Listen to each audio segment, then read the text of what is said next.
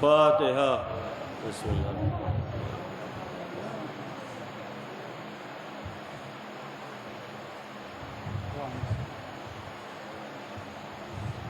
لا حول ولا قوة إلا بالله العلي العظيم۔ أعوذ بالله من كل رجيم وعصيم۔ بسم الله الرحمن الرحيم۔ توكلت على الحي الذي لا يموت والحمد لله الذي لم يتخذ صاحبة ولا ولدا ولم يكن له شريك في الملك ولم يكن له ولي من الذل وكبره تكبيرا۔ والصلاة والسلام على النبي المكي المدني العربي القرشي الهاشمي البطحي الأبطحي التهامي مولن الحق بالحق بالقاسم محمد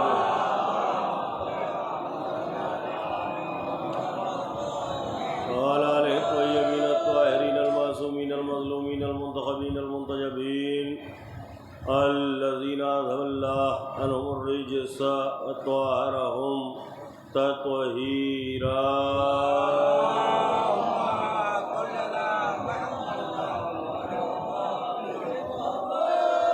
ولعنة الله على أعدائهم أجمعين من الآن إلى قيام يوم الدين۔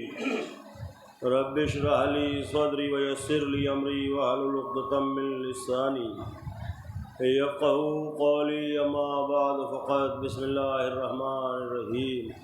صلوات پڑھے محمد والے محمد۔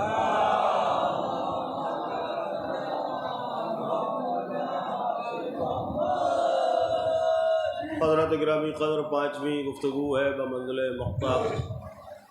ساری باتوں کو منتہی کرتے ہوئے اور نچوڑتے ہوئے آپ کی خدمات میں مقطع کی گفتگو بشکل ثمرہ اور نتیجہ عرض کرنے کی سعادت حاصل کر رہا ہوں۔ سابقہ باتیں اگر حافظے میں ہیں تو انکار غدیر پیش خیمہ ہے کربلا کا۔ صفین، جمل، نہروان اور عہد امام حسن علیہ السلام اور مطالبہ بیعت امام حسین علیہ السلام سے حضور سرور کائنات نے آخری حج سے واپسی پر بمقام غدیر روک دیا 1.25 لاکھ حاجیوں کے مجمع کو، اور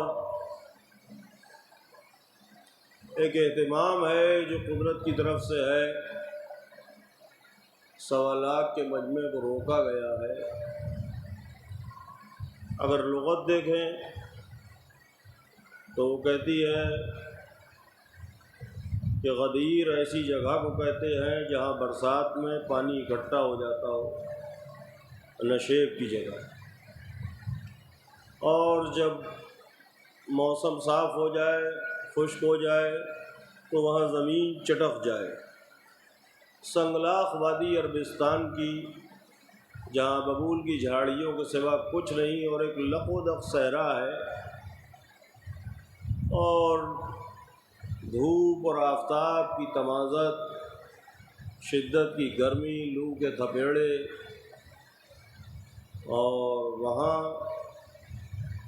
حکم آتا ہے یا ایھا الرسول بلغ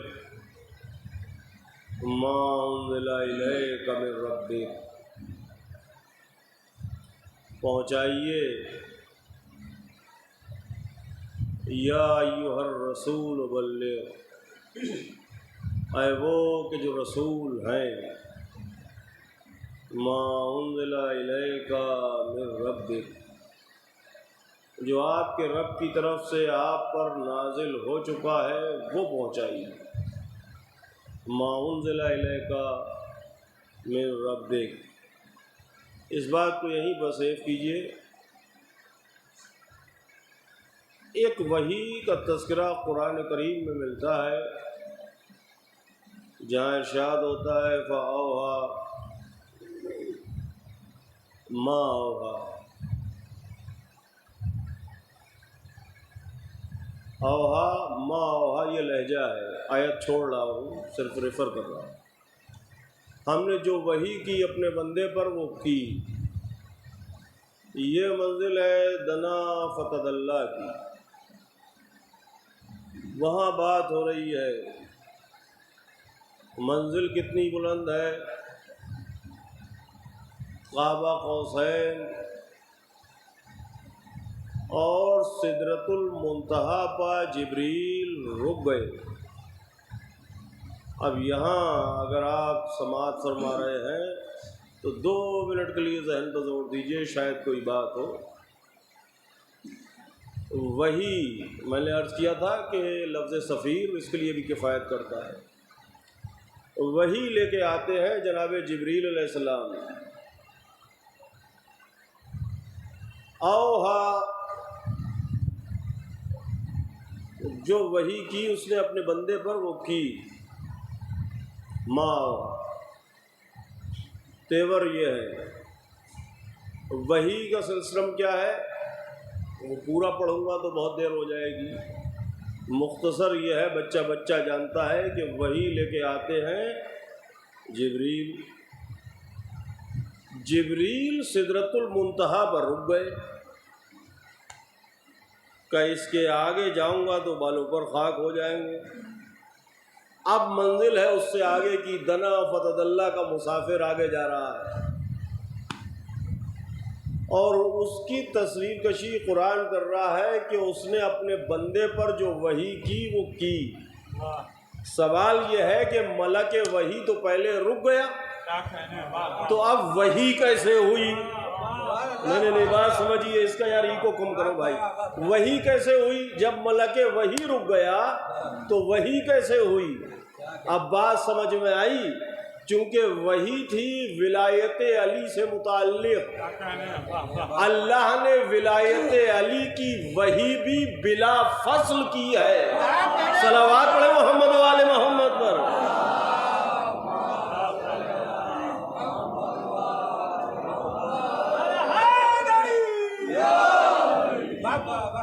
اب اوہا اور ما اوہا اس قرینے کو سمجھیے، بس ایک ہی باتیں بہت ہے، وہ میرا موضوع نہیں ہے، سر دست اپنے مضمون پر آتا ہوں تاکہ مقدمہ اور تتمہ یکجان ہو جائے۔ جلدی جلدی سمجھ لیجئے، سر دست عرض کروں آپ کی خدمت میں۔ اب اس قرینے کو دیکھیے، قرآن میں ایسے قرائن بہت مل جائیں گے، یاد کرو اس وقت کو۔ یہاں کہا گیا کہ جو وحی کی وہ کی، مطلب لہجہ کیا ہے؟ میں کہوں کہ میں نے کل مجلس میں جو پڑھا تھا وہ پڑھا تھا، مطلب کیا ہے؟ میں جانوں اور جن کے بیچ پڑھا تھا وہ جانے، اور جو پڑھا وہ پڑھا۔ آپ سے کیا مطلب؟ اب 2 مہینے کے بعد میں نے کہا آپ وہ سنو جو وہاں پڑھا تھا، اس لہجے کو سمجھیے۔ وہاں ہے ما اوہا، جو وحی کی ہم نے اپنے بندے پر وہ کی۔ اب غدیر میں کہا جا رہا ہے یا ایھا الرسول بلغ۔ اب یہاں دیکھیے بیانیہ کیا ہے، یا ایھا الرسول بلغ، اے رسول پہنچائیے۔ کیا پہنچائیے؟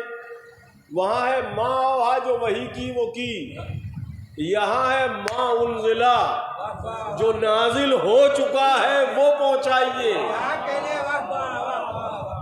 الیکا من ربک، توجہ، یہ تو ایک مجلس کا موضوع خود الیکا ہے، الیکا من ربک، جو آپ کے رب کی طرف سے۔ من ربک کیا قرینہ ہے، بات الجھ جائے گی۔ من ربک بعد میں کہا، الیکا پہلے کہا، جبکہ الا معنی دیتا ہے انتہا کے، جیسے یہاں سے وہاں تک، الیکا آپ تک، من ربک رب کی طرف سے۔ یہ تقدیم بھی اسی لیے ہوتی ہے جب مقدم کیا جاتا ہے تو اہمیت کے معنی بڑھ جاتے ہیں۔ خیر وہ خشک ہو جائے گا موضوع، وہ دوسری بات ہے۔ اب سنیے آپ، من ربک۔ اب اس کے بعد وَإِن لَمْ تَفْعَلْ، اگر یہ نہ کیا، بیس سمجھیے آج کی میری گفتگو کا. اگر یہ نہ کیا وَإِن لَمْ تَفْعَلْ فَمَا بَلَّغْتَ رِسَالَہ، رسالت ہی نہیں پہنچی. سب کچھ پہنچ چکا ہے کہ اگر یہ نہ کیا وَإِن لَمْ تَفْعَلْ فَمَا بَلَّغْتَ رِسَالَہ، تو رسالت ہی نہیں پہنچی. اس کا مطلب یہ اب جو ہونا ہے، توجہ، یہی کار رسالت ہے. فما بات سمجھیے، فما بلغت رسالہ، تو یہاں سے رسالت کی کلی ڈیفینیشن تو طے ہو رہی ہے کہ رسالت ہے کیا. اگر یہ نہ کیا تو رسالت ہی نہ پہنچی. توجہ بھائی، میں مجلس پڑھنے کے لیے آپ نے مجھے بلایا ہے، میں یہاں بیٹھوں اور مجلس پڑھنے کے لیے، اور دنیا بھر ابھی میں پڑھنے لگوں ٹپائی کیسے بنتی ہے اور میز کیسے بنتی ہے، اور نہ مولا کا ذکر کروں نہ مصاحب پڑھوں. توجہ ہے. خیر یہ تو ایک الگ بات ہے، بیہودہ بات ہے. لیکن اگر آپ نے کوئی موضوع دیا ہے، وہ تو مثال بھی بیہودہ، اس کی بات چھوڑیے، لیکن اگر آپ نے کوئی موضوع دیا ہے تو آپ کو یہ حق ہے کہ بھئی اگر آپ نے یہ نہیں پڑھا تو موضوع سے ہی وفا نہیں ہوئی. فما بلغت رسالہ، اگر یہ نہ پہنچا تو رسالت ہی نہیں پہنچی. فما کیا لہجہ ہے، فما بلغت رسالہ، مفہوم رسالت تو طے ہو گیا کہ کیا ہے. توجہ، نہیں ابھی بات سمجھیے. فما بلغت رسالہ، اور فما بلغت رسالہ کے بعد آگے تیور کیا ہے، واللہ یعصمک من الناس. تو ڈرتے کیوں ہیں، گھبراتے کیوں ہیں؟ واللہ یعصمک من الناس، اللہ لوگوں کے شر سے آپ کی حفاظت کرے گا. یہ ترجمہ نہیں ہوتا نا، ترجمے میں بڑی نفیس رعایت ہے. سنو، واللہ یعصمک من الناس، مولوی صاحب، واللہ یعصمک من الناس، من ہے جنس کا، سن لیجئے، شاید اس رخ سے نہ سنا. من ہے جنس کا، جنس کے معنی ہوتے ہیں کچھ میں سے کچھ. جیسے ہم کہیں انجمن پنجتنی کے لوگوں میں سے کچھ لوگ تھے، تو من یہاں تمیز جنس کو کٹرائز کرتا ہے. واللہ یعصمک من الناس، اللہ لوگوں کے شر سے نہیں، لوگوں میں سے کچھ لوگوں کے شر سے محفوظ رکھے گا.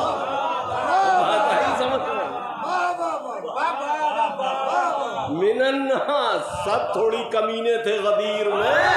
صلوات پڑھے محمد و آل محمد.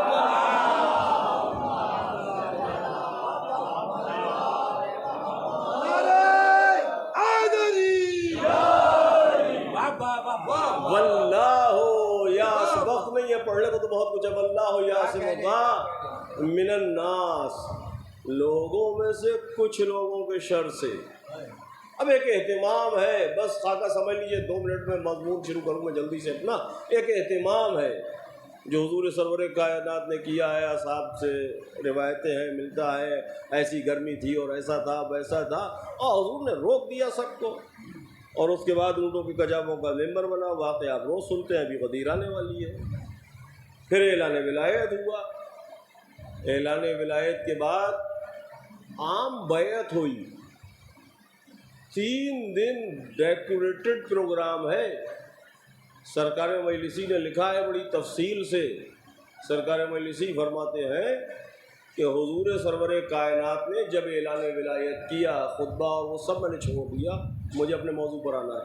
جب حضور سرور کائنات نے اعلان ولایت کیا تو جو پہلے دن کی بات آپ کے ذہن میں ہے، ایک طبقہ صحابیت والا، ایک طبقہ نصرت والا. تو وہ جو نصرت والا طبقہ تھا نا، وہ انتظام پر لگا تھا غدیر کے، مثل سلمان، ابو ذر، مقداد، عمار یاسر، مالک اشتر.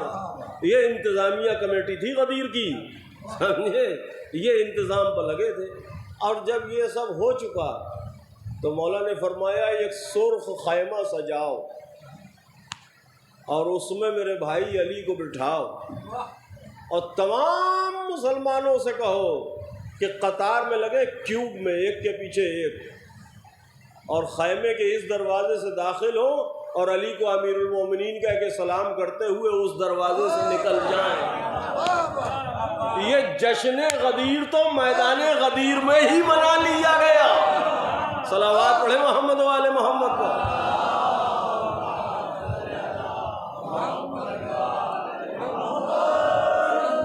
اب میری بات ختم ہوئی، میں جلدی سے آگے بڑھ رہا ہوں۔ ڈیکوریٹڈ پروگرام ہوا، اس کے بعد لوگ پراگندہ ہو گئے۔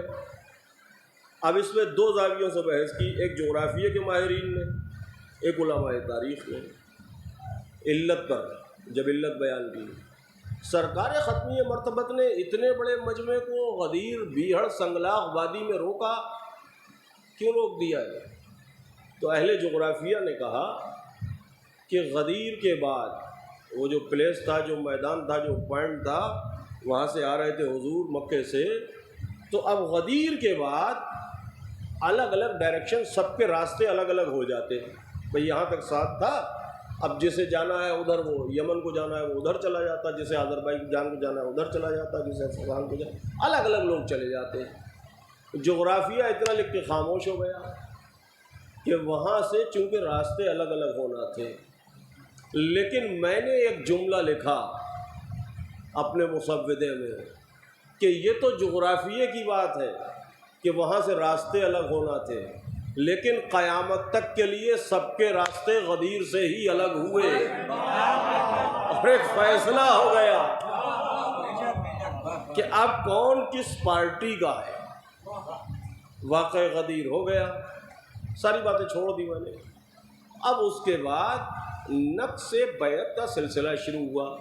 کل کی گفتگو ذہن میں ہے کہ منکروں میں ذلیل نہیں ہوں جو بیعت توڑ دوں، میں نے ملا دی بات، اور یہ بیعت وہ ہے جو نسلوں میں وراثتاً چلتی رہے گی۔ اب ایک سلسلہ ہے، اب مولائے کائنات یعنی آفٹر جسٹ دی حضور سرور کائنات جو دور گزرے ہیں، اس بات کو سمجھیے، امام حسین علیہ السلام نے جو اقدام فرمایا ہے، عہد امام حسن علیہ السلام میں بھی مخالفت ہوئی ہے، عہد جناب امیر علیہ السلام میں بھی مخالفت ہوئی ہے۔ ظاہری حکومت مولا کے پاس 4 سال رہی ہے، لیکن مخالفت اس سے پہلے ہوئی، اس کے بعد بھی ہوئی۔ امام حسین علیہ السلام نے جو اقدام فرمایا اس کو دیکھیے، 2 پارٹیاں، صحابیت اور نصرت، اب ان کا ٹائٹل بدلا، ایک پارٹی ثقیفہ کی اور ایک پارٹی غدیر کی، ٹائٹل بدل گیا، ایک پارٹی ثقیفہ کی، ایک پارٹی غدیر کی۔ اب تاریخ آگے بڑھتی ہے، قصہ مختصر یہ بالکل اطر عرض کر رہا ہوں میں آپ کی خدمت میں، ایک پارٹی غدیر کی، ایک پارٹی ثقیفہ کی۔ دیکھیے ہمارے یہاں بھی الیکشن ہوتے ہیں نا، تو بہت سے ایسے بھی کینڈیڈیٹ ہوتے ہیں جنہیں کوئی پارٹی اہمیت نہیں دیتی، تو وہ آزاد کھڑے ہو جاتے ہیں، کہ ان کی کون سی پارٹی ہے، کہ ان کی کوئی سی پارٹی نہیں، آزاد ہے مگر ان کی بھی پارٹی ایک ہوتی ہے، وہ کون سی؟ کہا یہ جس کی سرکار بنے گی اس کے ساتھ چلے جائیں گے۔ بات سمجھ میں آئی؟ آزاد پارٹی والی بھیڑ زیادہ تھی کوفے میں، جس کی سرکار بنے گی اس کے ساتھ چلے جائیں گے۔ اب وہ جو سلسلہ شروع ہوا ہے، شام تک منتقل ہوئی گورنری بنی حکومت، اور حکومت پہنچی یزید تک۔ کیسے پہنچی؟ مغیرہ بن شعبہ کو ٹچ ہے آپ کے ذہن میں؟ بس سنتے چلیے۔ مغیرہ بن شعبہ کو معاویہ معزول کر رہا تھا، اس نے کہا مجھے معزول کر رہا ہے، اس نے 10-5 لوگوں کو اکٹھا کیا اور یزید کی حکومت کی طرف رغبت دلائی اور لوگوں سے بیعت لینا شروع ہوئی۔ معاویہ نے اپنے ہی دور میں یزید کے لیے بیعت لینا شروع کر دی۔ اب فرق سمجھیے عہد امام حسین علیہ السلام میں اور پچھلے عہد میں۔ اب میری طرف دیکھیے، سب سے پہلی چیز وہ بات ذہن میں ہے، اجماع اور اجتماع۔ ہاں اب یہ کام کی بات ہے. سب سے پہلی چیز حضور سرور کائنات کے فوراً بعد یہ اصطلاحات ہیں تاریخ کی. سب سے پہلی چیز جو سامنے آئی وہ تھا اجماع. اجماع کا مطلب ایک جیسے لوگ جو ایک رائے پر متفق ہوں وہ کسی کو طے کر لیں، تو یہ اجماع ہے. اجماع کے بعد دوسری چیز اسے نوٹ کیجئے، دوسری چیز استخلاف. استخلاف کا مطلب یہ ہوتا ہے کہ پہلے والا بعد والے کو نامینیٹ کر دے کہ بھئی ہمارے بعد یہ ہے استخلاف. تیسری چیز شورا، یاد رکھیے گا، تیسری چیز شورا. شورا کا مطلب یہ ہوتا ہے کہ کچھ معزز وی آئی پی ٹائپ کے لوگ، چاہے وہ نقلی معزز ہوں چاہے اصلی، آپس میں ڈسکس کریں اور مشاورت کریں اور طے کر دیں کسی کو کہ بھئی یہ ہیں اب چودھری. یہ کہلاتا ہے شورا. تین چیزیں، یہ اصطلاحات ہیں تاریخ اسلام کی، کسی کی کتاب پڑھ لیجئے.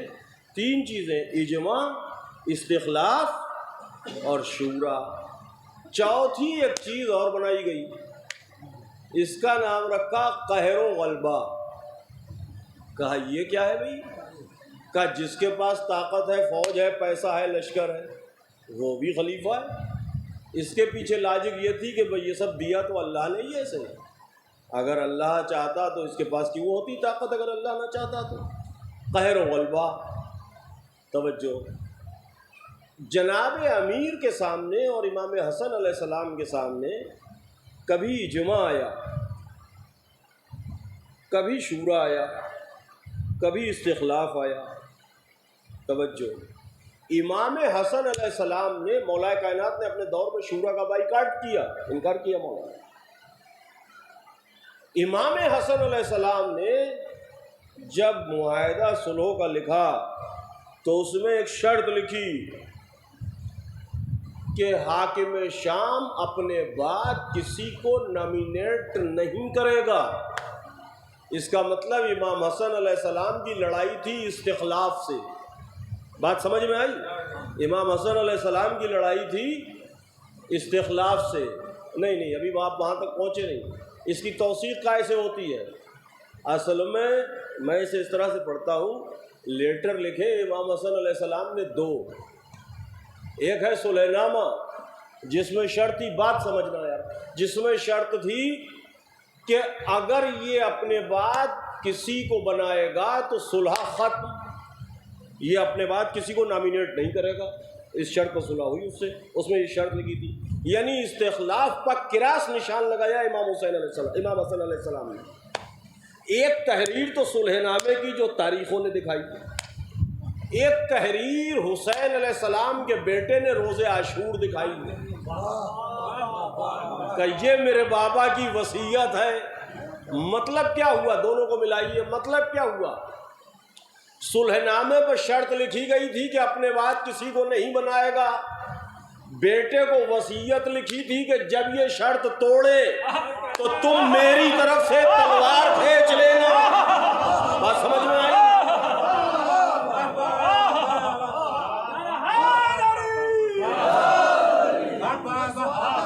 جب یہ شرط توڑے تو تم میری طرف سے تلوار کھینچ لینا. یعنی یہ جناب قاسم جنگ نہیں کر رہے ہیں، صلح کی شرط توڑنے پر خود امام حسن نے تلوار کھینچی ہے. تو اب چار چیزیں، اجماع، استخلاف، شورا، قہر و غلبہ. جب امام حسین علیہ السلام کا جو اقدام ہے وہ بالکل انوکھا ہے، اس کی وجہ سمجھیے. جب عہد امام حسین علیہ السلام آیا تو یزید پر چاروں چیزیں اکٹھی تھیں. یزید آزاد پارٹی کا کینڈیڈیٹ نہیں تھا نا، یزید آزاد کینڈیڈیٹ نہیں تھا، یزید پارٹی کا کینڈیڈیٹ تھا، پارٹی کا امیدوار تھا، آزاد نہیں تھا. اگر آزاد ہوتا تو 72 لوگ ہی تو آئے امام حسین علیہ السلام کے ساتھ، باقی لاکھوں کی تعداد تو یزید کی بیعت میں رہی. تو یہ لاکھوں کی تعداد یزید کی بیعت میں تھی، یہ سب وہی تو تھی جو اپنی پارٹی سے جڑی ہوئی تھی. اگر آزاد امیدوار ہوتا تو اس کے ساتھ لوگ کہاں سے آئے؟ تو اس پر اجماع بھی تھا، اس کے پاس استخلاف بھی تھا کیونکہ شرط توڑ کے معاویہ نے اس کو اپوائنٹ کیا تھا، شورا بھی تھا، کچھ لوگ اکٹھا ہو چکے تھے، قہر و غلبہ بھی تھا. جب یہ چاروں چیزیں اپنے عروج پر اکٹھا ہو گئیں تو امام حسین علیہ السلام نے آواز دی تو صحیح میں بھی علی کا بیٹا ہوں. جب اجماع، استخلاف، شورا، قہر و غلبہ یہ چاروں چیزیں متفق ہو کے آ گئیں یزید پر، تو امام نے فرمایا اب میں ایسا اقدام کروں گا اور ایسی ٹھوکر لگاؤں گا کہ قیامت تک نہ اجماع رہے گا، نہ شورا، نہ استخلاف، نہ قہر و غلبہ. ہر طرف سے ایک ہی آواز آئے گی، یزیدیت مردہ آباد، حسینیت زندہ آباد.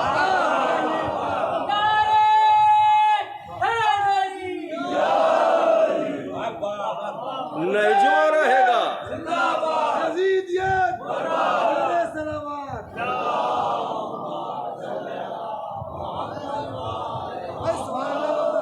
اور ساری جھوٹی جتنے بھی جھوٹی کہانیاں تھیں سب کے جنازے نکل گئے.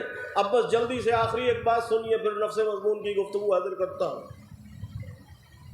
شمر ابن ذی الجوشن، یہ ٹیکنیکل پوائنٹ ہے کربلا کا.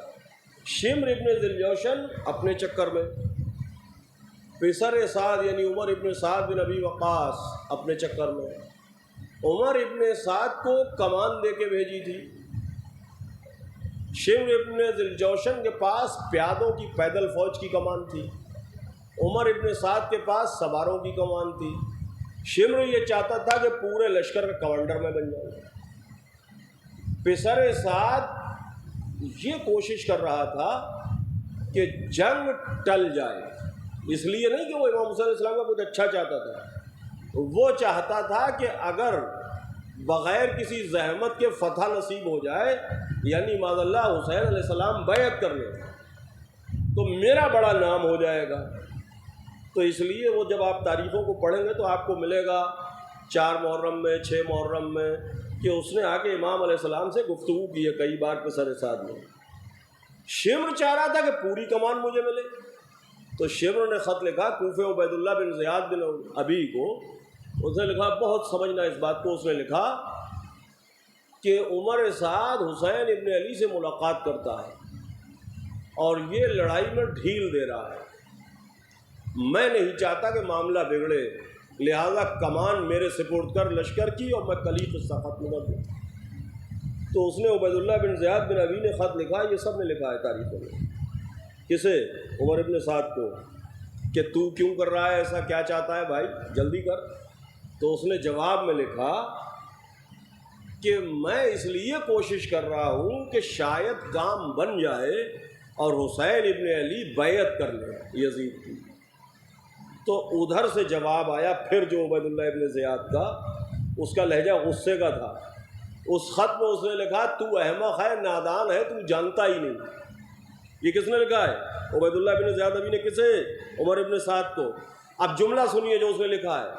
لکھتا ہے حسین کے دونوں پہلوؤں کے بیچ ان کے باپ علی کا دل دھڑک رہا ہے، وہ کبھی تیری بیعت نہیں کریں گے. سچائی وہ ہے جو دشمن کے سر چڑھ کے بولے. عبید اللہ بن زیاد نے قلعی کھول دی کہ نہ تو حسین کے باپ نے کسی کی بیعت کی تھی، نہ حسین کسی کی بیعت کرے گا. ساری جھوٹی روایتوں کا جنازہ نکل گیا. صلوات پڑھے محمد و آل محمد.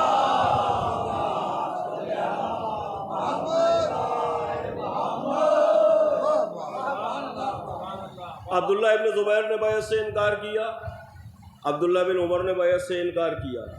یہ بڑی قیمتی بات ہے. 3 لوگوں کے لیے خط تھا.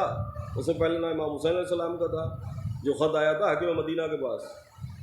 عبداللہ بن زبیر نے بیعت سے انکار کیا، عبداللہ بن عمر نے بیعت سے انکار کیا، مگر ان دونوں عبداللہ کا کچھ بگڑا. نہ کسی کا گھر جلا، نہ کسی کا لاشا پامال ہوا، نہ کسی کا سر کٹا، نہ کسی کے بچے یتیم ہوئے۔ اور اس کے بعد ان کا کوئی کوشش بھی نہیں کی یزید نے، انہوں نے بیعت سے انکار کر دیا، بات ختم، لائٹ لے لیا، نو ویئر، اہمیت ہی نہیں دی۔ بگڑا جو کچھ وہ امام حسین علیہ السلام کا، ساری کوشش یزید نے کی حسین علیہ السلام سے بیعت لینے۔ اس کا مطلب یزید بھی اتنی بات سمجھتا تھا کہ کسی عبداللہ کے بیعت کے انکار کرنے سے کوئی فرق نہیں پڑتا، حسین کے انکار سے فرق پڑتا ہے، اور ساری طاغوتی طاقتیں سمیٹ کے اتار دی۔ اب فرق دیکھیے، حسین علیہ السلام جب چلے ہیں مدینے سے مکے، اور مکے سے پھر مدینے سے گزرتے ہوئے عذیب الحجانات سے قادسیہ ہوتے ہوئے کربلا کی طرف قادسیہ سے کٹتے، راستے بھر یہ کہتے ہوئے آئے ہیں، جگہ جگہ خطبہ دیتے ہوئے کہ تم لوگ واپس جاؤ۔ مولا نے واپس کیا لوگوں کو، بھیڑ اکٹھا ہوئی، مولا نے اپنا مقصد بتایا، لوگ چلے گئے۔ ہاں بلایا بھی ہے کچھ لوگوں کو، لیکن مولا نے بھیڑ کو ہٹایا ہے۔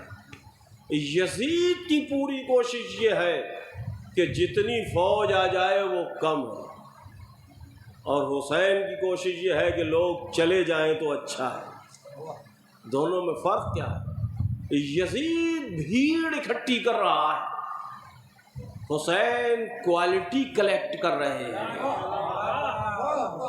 یزید بھیڑ اکٹھی کر رہا ہے، یزید کوانٹٹی اکٹھی کر رہا ہے، حسین کوالٹی سلیکٹ کر رہے ہیں۔ ساری طاغوتی طاقتیں اکٹھی آ گئی متفق ہو کے، حافظان قرآن ہے، قاریان قرآن ہے۔ اب امام حسین علیہ السلام نے بس نفس مضمون سفیر اپائنٹ کیا 15 رمضان کو، جناب مسلم علیہ السلام چلے کوفے کی طرف، مکے سے پھر مدینے ہوتے ہوئے چلے جناب مسلم علیہ السلام بھی، سفارت امام حسین علیہ السلام کی۔ جیسے حسین کائنات میں تنہا، ویسے ہی اپنی عظمت اور اپنے مرتبے میں حسین کا سفیر تھا۔ سورہ برات والی بات ہے ذہن میں کہ تبلیغ سورہ برات کے لیے بھیجیے کہ تم جاؤ کہ واپس بلا لیجئے، اسے بھیجیے جو آپ جیسا ہو۔ توجہ، سفیر کا اپنا مشن نہیں ہوتا، سفیر جس کی طرف سے آتا ہے اس کا مشن ہوتا ہے، اور مسلم کے معنی ہی تسلیم کے ہیں۔ تو جناب مسلم علیہ السلام کو امام حسین علیہ السلام نے سفیر بنا کے بھیجا۔ ایک خاص بات سنتے چلیے، بنی ہاشم میں 2 شخصیتیں، کچھ چیزیں ایسی ہیں جو مشہور نہیں ہوتی ہیں یا کم نظر سے گزرتی ہیں۔ بنی ہاشم میں 2 شخصیتیں حضور سرور کائنات سے بہت مشابہ تھیں۔ ایک مشہور ہے شہزادہ علی اکبر علیہ السلام، لیکن اگر آپ کتابوں کو دیکھیں گے تو آپ کو ملے گا جناب مسلم علیہ السلام اور جناب علی اکبر علیہ السلام دونوں صورت میں، سیرت میں، رفتار میں، گفتار میں ہم شبیہ پیغمبر، اور جناب علی اکبر علیہ السلام کی ولادت تو بعد میں ہوئی، آپ کی ولادت بسعادت، اس سے پہلے جناب مسلم ہی مشہور تھے ہم شبیہ پیغمبر۔ اب ٹیکنیکل ٹرم سمجھیے، امام حسین علیہ السلام نے شہزادہ علی اکبر علیہ السلام کو اپنے ساتھ رکھا، اور جناب مسلم علیہ السلام کو بھیجا کوفے۔ لڑائیاں ہیں 2، ایک کوفے میں جنگ اور ایک کربلا میں، یعنی کربلا میں بھی رسول کی شباہت کو رکھا اور کوفے میں بھی رسول کی شباہت کو رکھا۔ گویا ان کی اوقات جتا رہے تھے حسین علیہ السلام کہ اصل دشمنی نے کس سے ہے۔ اگر رسول کی نسبت کا احترام ہوتا تو وہاں شبیہ پیغمبر کا احترام کرتے، یہاں شبیہ پیغمبر کی رسپیکٹ کرتے۔ اور صبح عاشور جبکہ حجاج بن مسروق امام علیہ السلام کے لشکر کے مؤذن ہیں، لیکن صبح عاشور خصوصی طور پر امام نے فرمایا ہے بیٹا اکبر اذان تم کہو۔ یہ اذان نہیں ہے، صرف یہ جنگ کا اعلان ہے پیغمبر کے لہجے میں، یہ رجس کی اذان ہے، یہ رجس کا لہجہ ہے۔ اب جناب مسلم علیہ السلام کو بھیجا ہے کوفے، اب 4 مجلسیں آپ سن چکے تو وہ سارے حالات آپ کے ذہن میں ہیں، وہ زندہ باد مرد آباد اور ٹیمپو ہائی والی بھیڑ اور وہ دشمنوں کی تعداد اور شام سے لشکر آنا، جناب مسلم علیہ السلام کا خروج، 300 لوگ ساتھ رہ گئے، جناب ہانی کی شہادت، جناب محمد بن کثیر ان کے بیٹے کی شہادت، آخر میں تنہا رہ گئے جناب مسلم۔ جب تنہا رہ گئے آپ نے اپنا گھوڑا شارع عام پر چھوڑ دیا، شارع عام پر گھوڑا چھوڑنے کے بعد ایک مسجد میں پناہ لے لی، خرابے میں، کھنڈر میں، اور پھر اس بات کو سمجھیے، پھر جناب مسلم ایک محلے سے گزرتے ہوئے بنی کندا کی طرف سے ایک دروازے پر عورت بیٹھی تھی، اس کا نام ہے تووا۔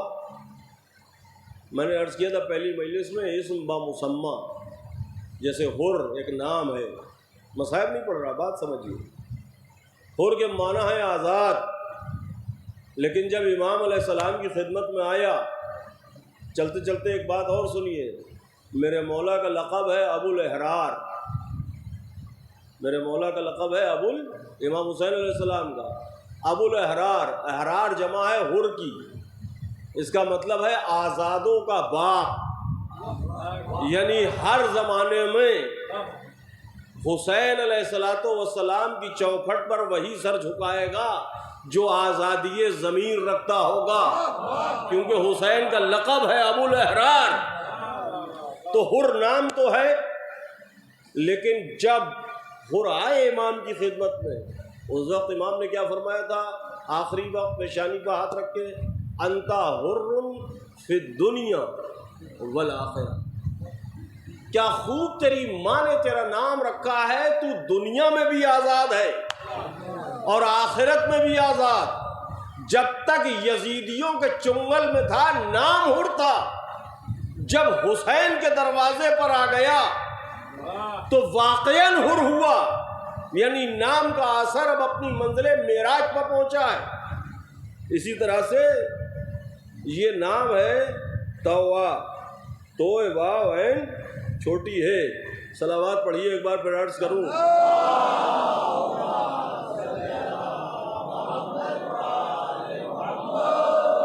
اس کے معنی پتہ ہے کیا ہے؟ توئے واو عین چھوٹی ہے، تو آ، اس کا روٹ ورڈ، اس کا مادہ ہے توئے واو عین۔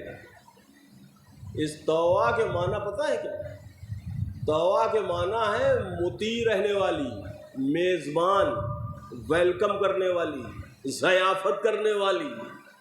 یہ نام تھا، توجہ، لیکن جب اس نے جناب مسلم کو ویلکم کہا اور اپنے گھر میں میزبانی کی تو اسم با مسمہ ہو گیا، قیامت تک کے لیے زندہ ہو گیا۔ صلوات پڑھے محمد و آل محمد پر۔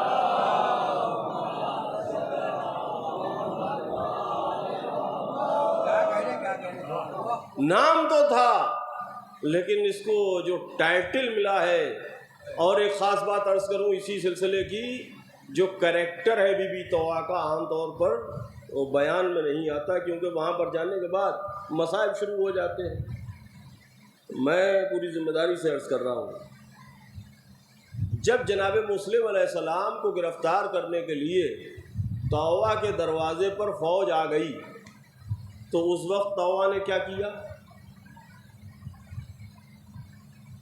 زیادہ سے زیادہ یہی تصور کیا ہو سکتا ہے کہ بھئی فریاد کی ہو، افسوس کیا ہو، مرثیہ پڑھا ہو، نوحہ پڑھا ہو، نہیں۔ اس وقت طوع کا کریکٹر بڑا عظیم ہے۔ جب جناب مسلم کے مقابل فوج آئی اور آپ نے گھوڑوں کی ٹاپوں لگاموں کی جھنکاروں اور اسلحے کی آواز سنی تو تعقیبات پڑھ رہے تھے، مسلح پر تھے، تعقیبات پڑھ رہے تھے، بس لفظی رعایت ہے، اس کو سمجھ لیجئے آپ، تعقیبات پڑھ رہے تھے۔ جیسے ہی فوج کی آہٹ محسوس کی، تعقیبات کو جلدی سے مختصر کیا، فوراً سمیٹ دیا، اور اب ذرا بختر خوص سر پر رکھا، پٹکے کو باندھا، تلوار ہاتھ میں لی، نیزہ سنبھالا۔ دیکھیے ابھی تک تھا مسلح اور اب ہے مسلح، سمجھے؟ اس لفظی رعایت کو سمجھیے، تعقیبات کو فوراً مختصر کر دیا کہ یہ جو دشمن کی فوج سامنے آئی ہے یہ کہیں یہ نہ سمجھے کہ نماز کو طول دے رہے ہیں۔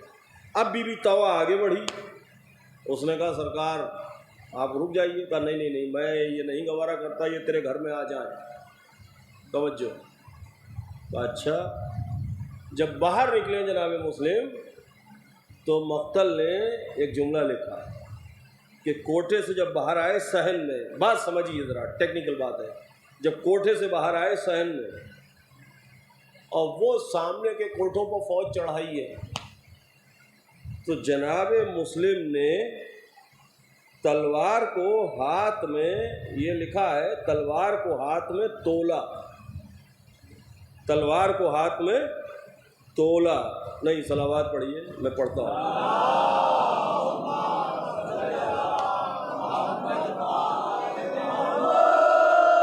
سب مل کے صلوات پڑھیں، بات وہ پڑھوں گا طبیعت خوش ہو جائے گی۔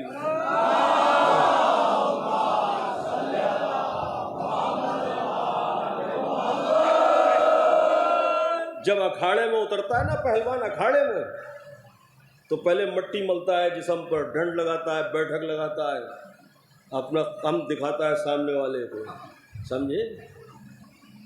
یہ جناب مسلم علیہ السلام کے بارے میں جملہ ہے دشمن کا کہ ہم جن سے لڑ رہے ہیں وہ محمد بن عبداللہ کی تلواروں میں سے ایک تلوار ہے۔ یعنی جناب مسلم کے لیے دشمن نے کہا کہ یہ تلوار ہے، یہ نہیں تلوار چلانے والے ہیں۔ خود جناب مسلم کے لیے مبالغہ کیسے کہا، یہ محمد بن عبداللہ کی تلواروں میں سے ایک تلوار ہے۔ اب مقتل نے تو اتنا لکھا کہ تلوار سامنے کوٹھوں پر لوگ چڑھ آئے ہیں اور ہجوم ہے گلی کے باہر، نکلو باہر نکلو، ہم تمہیں گرفتار کرنے آئے ہیں، مسلم تم چاروں طرف سے گھر گئے ہو۔ کہا اچھا۔ اب جو کوٹھے سے نکلے تو بائیں ہاتھ میں نیزے کے حولے سے اسے کھولا کواڑ کو اور دائنا قدم باہر نکالا، بسم اللہ ولا حول ولا قوت الا باللہ، اور اب ایک نظر ڈالی، اچھا وہ جمل سے بھاگا تھا، وہ صفین سے بھاگا تھا، مسلم کو گرفتار کرنے آئے ہو، تو تلوار کو تولا۔ اب یہ تلوار کو تولنا کیا ہے؟ 8 سمتیں ہیں، اتر دکن پورب پچھم، اور ان کے بیچ بیچ میں جو کارنر بنتے ہیں 4، یہ 8 سمتیں۔ بیسک تلوار کے 8 ہاتھ ہیں، پھر ان 8 سے 8 کو ضرب کر کے 64 ہاتھ بنتے ہیں تلوار کے۔ جیسے لاٹھی کے اکھاڑے میں بلیٹی گھمائی جاتی ہے تو وہ سب ہاتھوں کو اکٹھا کر کے گھمائی جاتی ہے، ایسی تلوار کے بنتے ہیں 64 ہاتھ۔ تلوار کو تولنے کا مطلب کیا؟ ان پرانے وہ جو بھاگے ہوئوں کی اولادیں تھیں ان پر ایک طائرانہ نظر ڈال کے جناب مسلم نے ودن 1 سیکنڈ وہ 64 ہاتھ وہیں گھما کے دکھائے، سمجھے؟ یہ ہے تلوار کو تولنا، یہ ہے تلوار کو تولنا۔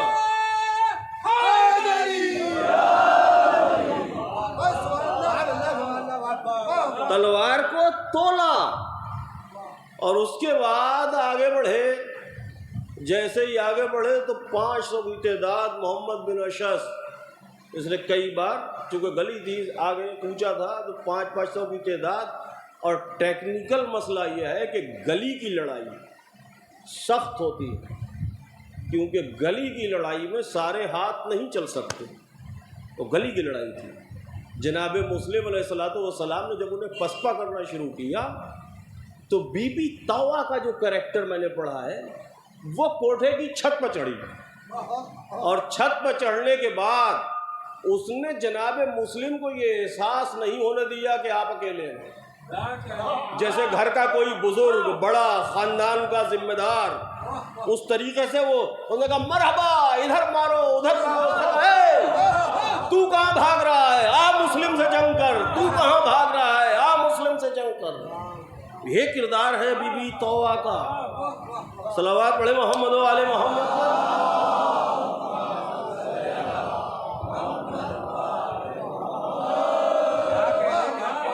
اور راوی روایت کی ضرورت نہیں، سنیے، اپنی جنگ کا نقشہ خود جناب مسلم علیہ السلام نے کھینچا ہے۔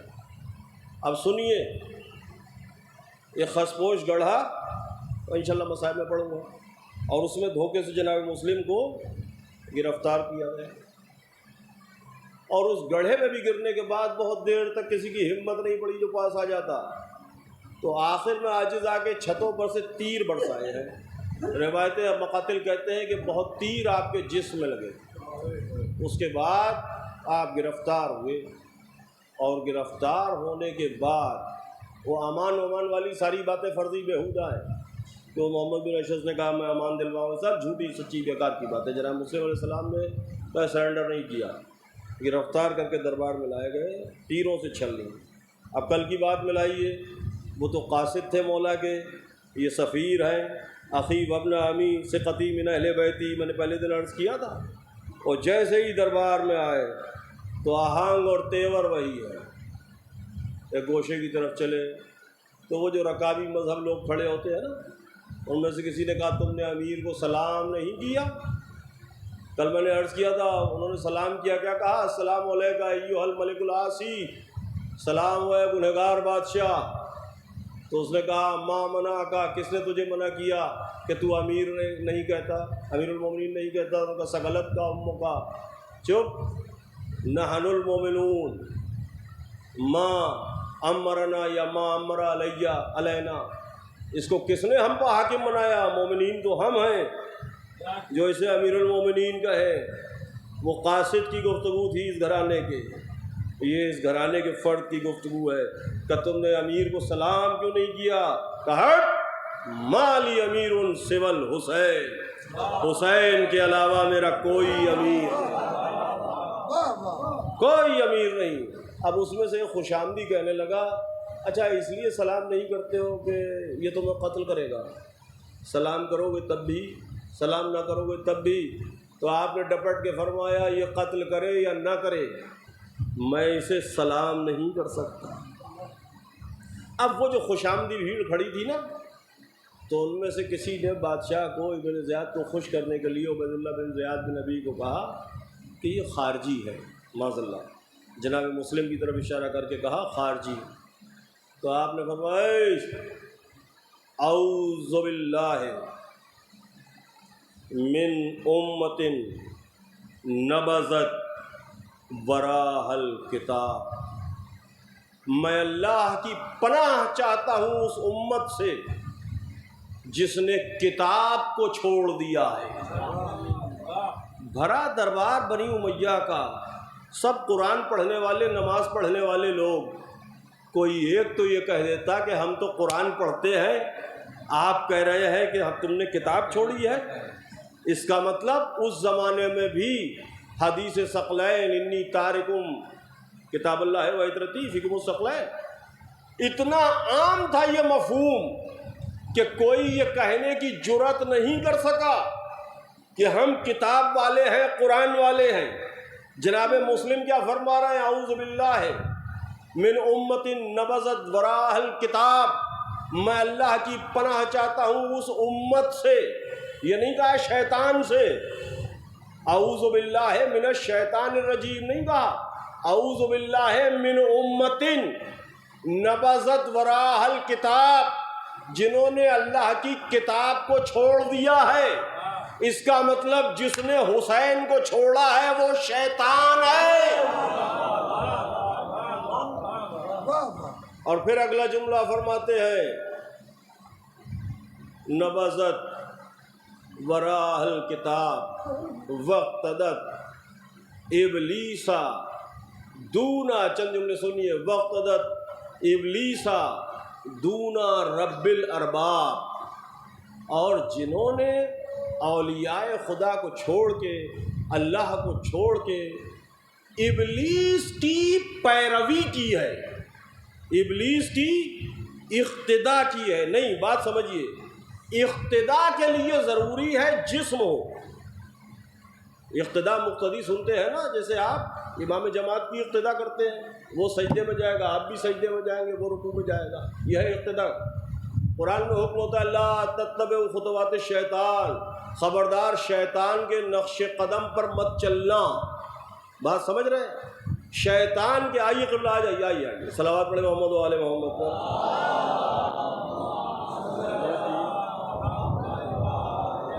آئیے صلوات پڑھے محمد و آل محمد۔ لا تتبعوا خطوات الشیطان، شیطان کے نقش قدم پر مت چلنا۔ اقتدت ابلیسا دون رب الارباب، انہوں نے ابلیس کی اقتدا کی ہے۔ اقتدا کے لیے ضروری ہے پیکر ہو، جسم ہو، باڈی ہو۔ اس کا مطلب کیا ہے؟ امیر المومنین کے علاوہ اگر کسی کی بھی پیروی کی جاتی ہے تو جناب مسلم یہ بتا رہے ہیں وہ شیطان مجسم ہے۔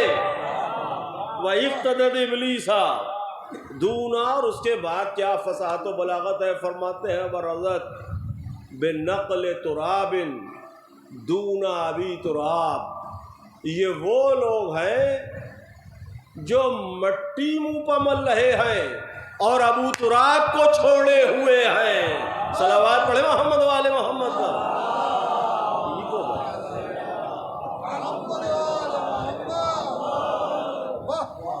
اور اس کے بعد پھر آپ نے قلعی کھولی، ان کی اوقات جتائی۔ اس نے کہا تھا خارجی، فرماتے ہیں الخارجی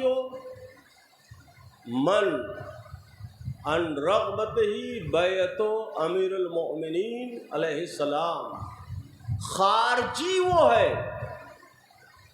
جو علی علیہ السلام کی بیعت کر کے مکر گیا۔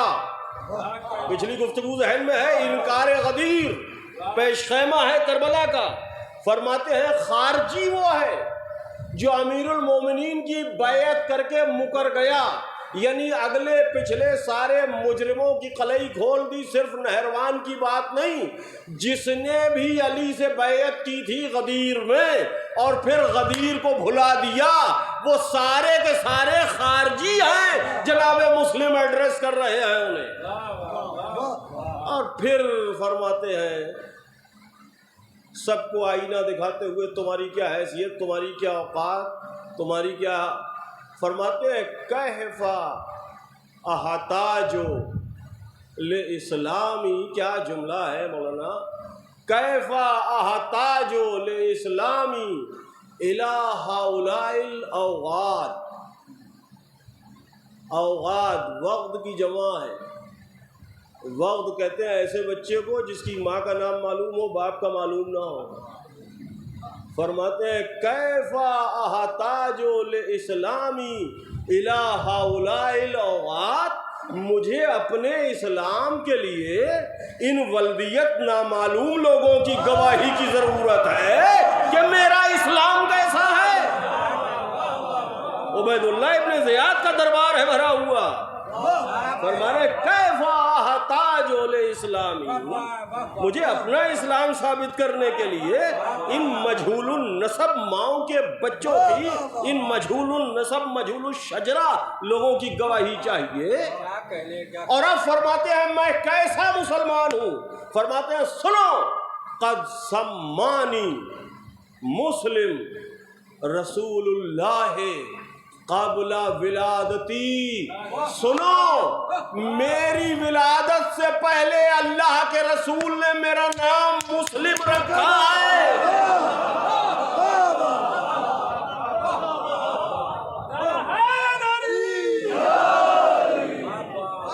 قد سمانی، فرماتے ہیں میرا نام مسلم رسول اللہ قبل ولادتی، میری ولادت سے پہلے رسول اللہ نے میرا نام مسلم رکھا ہے۔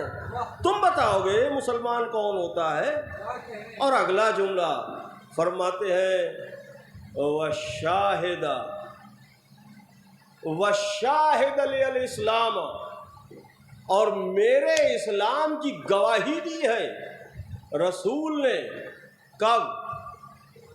بڑی قیمتی بات ہے، فرماتے ہیں وَشَاهِدَ لِلْإِسْلَامَ قبل، اس سے پہلے ان اشهد له بالرسالہ، میں ایسا مسلمان ہوں جس نے اس دنیا میں پیدا ہونے کے بعد رسول کی رسالت کی گواہی بعد میں دی ہے، اور اس کے پیدا ہونے سے پہلے اس کے ایمان کی گواہی رسول نے پہلے دی ہے۔ یعنی میرے ایمان کی گواہی اس سے پہلے رسول نے دی ہے کہ میں ان کا کلمہ پڑھتا، وشاہد علیہ السلام، اور پھر ایک ایک کی اوقات جتائی۔ فرماتے ہیں سنو، ما تمکنتم علی رسول اللہ، تم رسول پر قبضہ نہیں پا سکے، یہاں ما نافیہ ہے، بات کا ما موصولہ ہے، ما تمکنتم علی رسول اللہ، دو تین جملے سنیے، آخری ختم گفتگو۔ ما تمکنتم، بھرے دربار میں جناب مسلم فرما رہے ہیں، ما تمکنتم علی رسول اللہ ما دام جدی ابو طالب لہو سندا، تم جب تک رسول پر قبضہ نہیں حاصل کر سکے، جب تک میرا دادا ابو طالب ان کی ٹیک تھا۔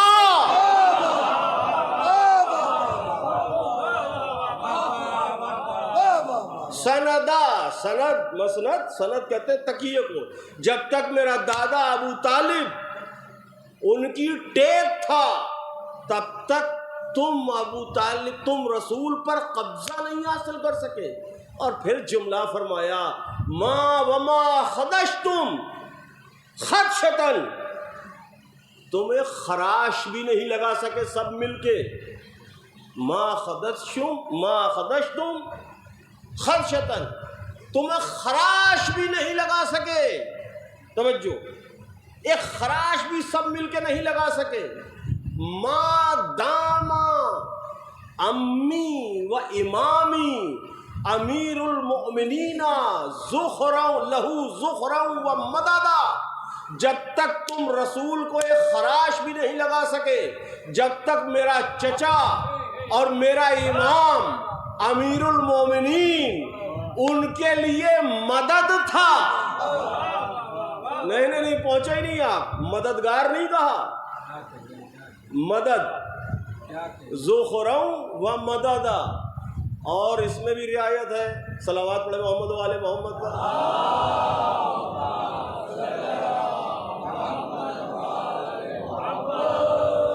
دعائے قنوت میں پڑھتے ہیں نا، قلنا ذخرا و شرفا و مزیدا، یہ ذخرا کے ساتھ ہے مددا، یعنی باوقار مدد، باعزت مدد۔ ایک مدد وہ ہے، ہمیں کوئی دو تھپڑ چار تھپڑ مار رہا ہے، بھوٹیلیاں دے رہا، اس کے بعد دو لوگوں نے آگے بچا لیا تو ذلت تو ہو ہی گئی ہماری، یہ مدد ہے۔ ایک مدد ایسی کہ کسی کی آنکھ ملانے کی ہمت نہیں ہے، مدد برابر میں کھڑی ہے۔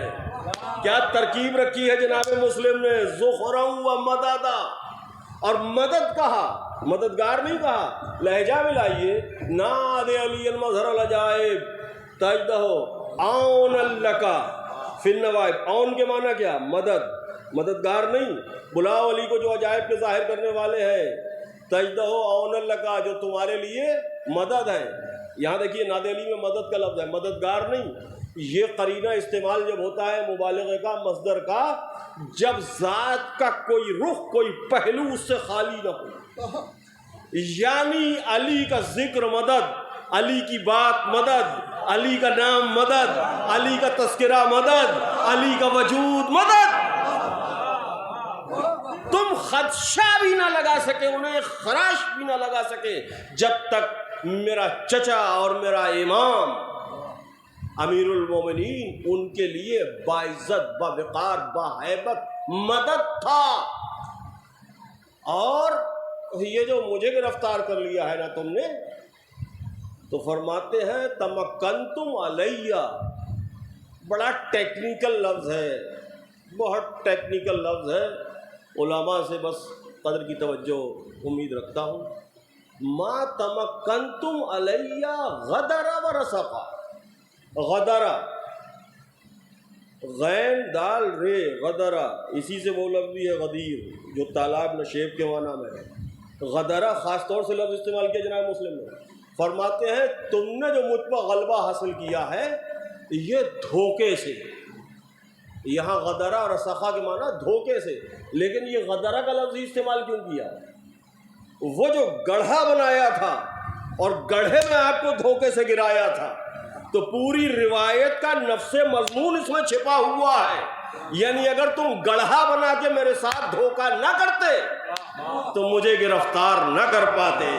صلوات پڑھے محمد و آل محمد.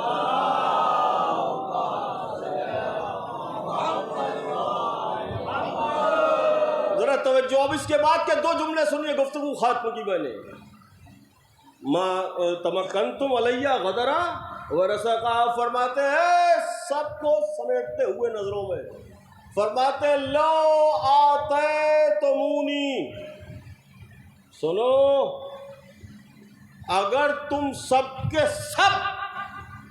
سب پورا شام اور کوفہ، لو آتیتمونی اگر تم سب کے سب آتے میرے سامنے، سب کے سب، تو فرماتے ہیں لا ارسلتو، لام تاکید، لا ارسلتو کلکم الی النار عددا عددا، اگر تم سب میرے سامنے اکٹھے ہو کے آ جاتے تو ایک ایک کو گن گن کے جہنم میں پھینک دیتا.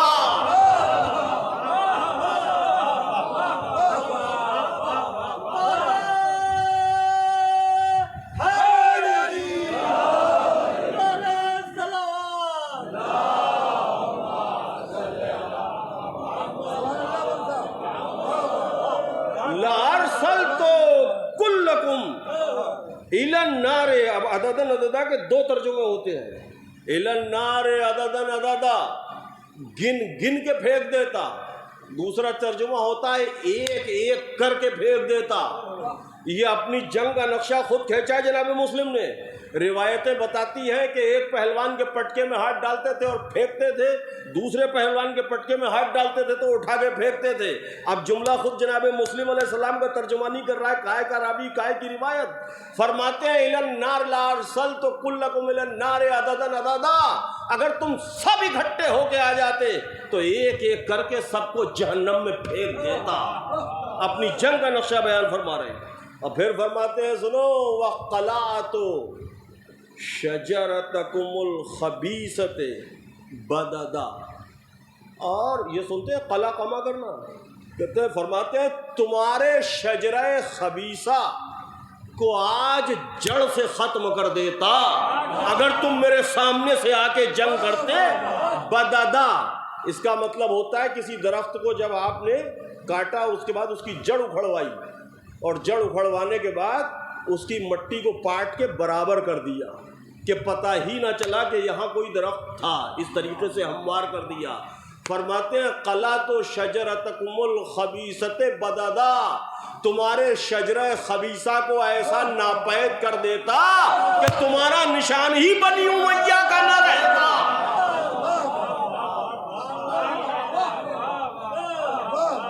گنگا ہو گیا پورا دربار. تو اب عاجز آ کے عبید اللہ بن زیاد نے کہا اب تو جکڑے ہوئے ہو. عاجز آ کے کہتا ہے ایک جملہ جناب مسلم نے کہا اور اس پر 10 مجلسیں پڑھی جائیں تو کم ہے، 100 کتابیں لکھی جائیں تو کم ہے. بس وہ جملہ سنیے اور اپنے مسائل. جب اس نے کہا اب تو جکڑے ہوئے ہو تو فرماتے ہیں نظرت الاطفال علی ابی الاشباح، اب احمق جب شیر پنجرے میں ہوتا ہے تو چھوٹے چھوٹے بچے بھی کنکر مار دیتے ہیں. صلوات پڑھے محمد و آل محمد پر.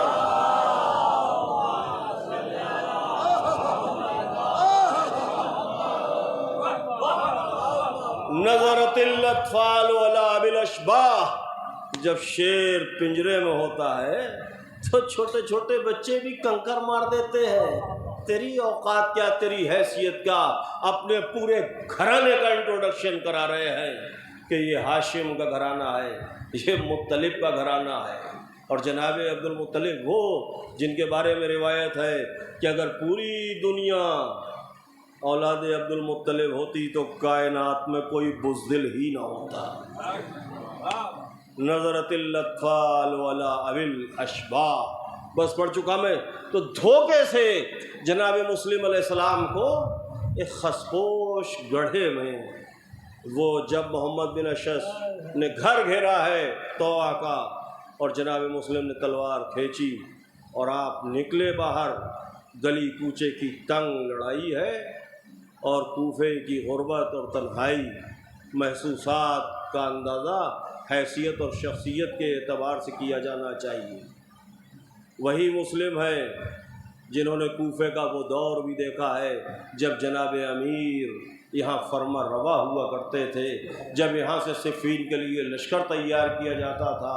آج اسی کوفے میں جناب مسلم غریب الوطن ہے۔ غریب الوطنی کا احساس کیا ہے؟ میں نے پڑھا ہے میں عرض کروں آپ کی خدمت میں، جب جناب مسلم بی بی طوا کے گھر کے سامنے سے گزرے ہیں نا اور آپ نے پانی مانگا ہے، تو میں نے پڑھا ہے کتاب میں کہ جناب مسلم نے اشارے سے پانی مانگا، یہ نہیں کہا مجھے پانی دے دیجئے، اشارے سے پانی مانگا ہے۔ لٹریری پوری ذمہ داری سے میں عرض کر رہا ہوں، اشارے سے پانی مانگا۔ میں نے اس پہلو پر جب غور کیا تو میری سمجھ میں بات آئی، شاید ہاشمی غیرت اور اپنا گھرانہ اور اپنا اقتدار اس بات کو مانے رہا ہو، ہمت نہ پڑی ہو کہ ہم کسی سے مانگیں کیسے، بھلے ہی پانی صحیح، اور اس بات کو ملائیے تو بات قرین عقل ہے جو امام علیہ السلام نے فرمایا لیتاکم فی یوم عاشورا جمیعا تنظرونی، اے کاش تم سب کے سب ہوتے روزے عاشورا تو دیکھتے میں اپنے بچے کے لیے پانی کیسے مانگ رہا تھا۔ اشارے سے پانی مانگا ہے۔ بی بی طوا نے پانی دیا، کہا اب آپ اپنے گھر جائیے، کہا جس کا اب بولے بے تکلفی ہوئی، کہا جس کا کوئی گھر ہی نہ ہو وہ کہاں کا کون ہے؟ کا مسلم بن عقیل، حسین کا سفیر کارے، آپ کوفیوں کے دامے فریب میں پھنس گئے، جلدی سے اندر گھر میں لے گئی۔ اور اسی کا لڑکا تھا عباش بلال ہلال، اس نے جا کے بتایا اور فوجیں چڑھائیں۔ اور ایک جگہ میں نے پڑھا، بڑی نازک بات ہے کہ اس کی میزبانی کا بھرم رکھا جناب مسلم علیہ السلام نے، پانی پیا مگر کھانا نہیں کھایا۔ میزبانی کا بھرم رکھا کہ پانی پیا، آرام کیا، مگر کھانا نہیں کھایا۔ جناب مسلم علیہ السلام محسوس یقیناً اس چیز کو، اس منزل کو محسوس کر رہے ہوں گے، امام حسین علیہ السلام سے قربت کو۔